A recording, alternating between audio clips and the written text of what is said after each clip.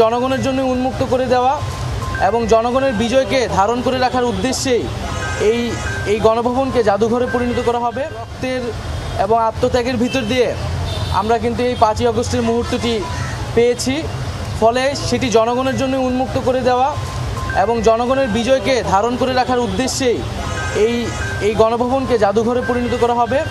এবং এটি শুধু বাংলাদেশেই নয়, আমরা পৃথিবীর বুকে একটি নিদর্শন হিসেবে রাখতে চাই যে কোনো স্বৈরাচারী ফ্যাসিস্ট খুনি রাষ্ট্রনায়কদের আসলে কি পরিণত হয় এবং জনগণই যে আসল মালিকানার এবং ক্ষমতার মালিক, সেই বিষয়টিকে একটি নিদর্শন হিসেবে পুরো পৃথিবীর বুকে রাখার জন্যই আমরা এই গণভবনটিকে জুলাই গণঅভ্যুত্থানের স্মৃতি জাদুঘরে পরিণত করার সিদ্ধান্ত নিয়েছি সরকারের পক্ষ থেকে।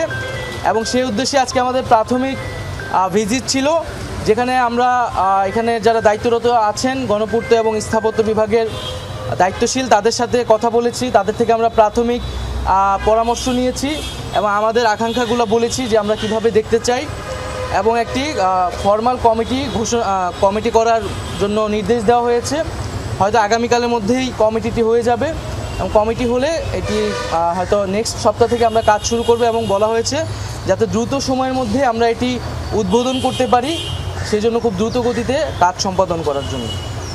কমিটিতে কারা এক্সপার্টরা, কমিটিতে যারা বিশেষজ্ঞ রয়েছেন স্থাপত্য সাথে জড়িত এবং জাদুঘর বিশেষজ্ঞ এবং যারা আর্টিস্ট রয়েছেন তাদের থেকেও, এবং আমরা বিদেশে যারা রয়েছে জাদুঘর বিষয়ে বিশেষজ্ঞ বা এরকম অভ্যুত্থানের স্মৃতি জাদুঘর করার অভিজ্ঞতা রয়েছে তাদের সাথেও যোগাযোগ করার পরামর্শ নেওয়ার জন্য বলা হয়েছে। আজকে আপনাদের ভিজিটটা কেমন ছিল, মানে কি কি দেখলেন? এখানে প্রথমত যে এই যে 36 দিনের যে অভ্যুত্থানটি, সেই অভ্যুত্থানের পুরো সামগ্রিক স্মৃতিটা থাকবে, দিনলিপিতে থাকবে। আমাদের যে শহীদ যারা হয়েছেন এই আন্দোলনে তাদের স্মৃতি থাকবে, তাদের তালিকা থাকবে। এবং এই আন্দোলন ছাড়াও গত 16 বছরে আমরা এই অভ্যুত্থানটাকে তো একটা 16 বছরের একটা লড়াইয়ের একটা মুহূর্ত আমরা 5ই আগস্টে পেয়েছিলাম।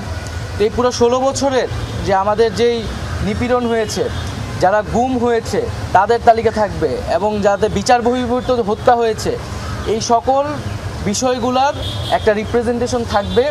এবং যেখানে আমরা সিদ্ধান্ত নিয়েছি এই যে স্থাপত্যটা এখন ভগ্নাবশেষ অবস্থায় আছে সেটিকে সর্বোচ্চ সেই অবস্থায় রেখেই আমরা এই জাদুঘরটি করা হবে এবং এখানে কিছু ডিজিটাল রিপ্রেজেন্টেশনও থাকবে।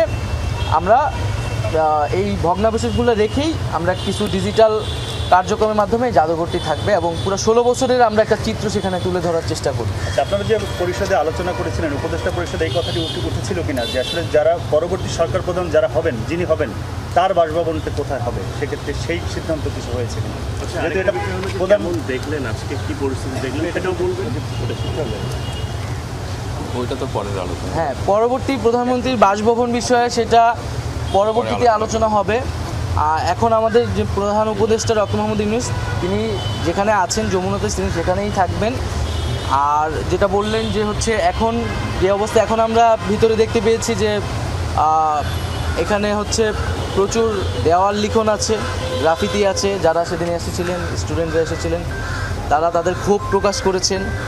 এবং এখানে অনেকে কিছু ফার্নিচার আসবাবপত্র যেগুলো লুটপাট হয়েছিল সেগুলো কিন্তু মানুষ আবার রেখে গেছে, সেগুলোও সংরক্ষণ করা হয়েছে। এবং ভাঙচুর রয়েছে, মানুষের ক্ষোভের বহিঃপ্রকাশ পুরা বিল্ডিংটার চারিদিকে ছড়িয়ে রয়েছে।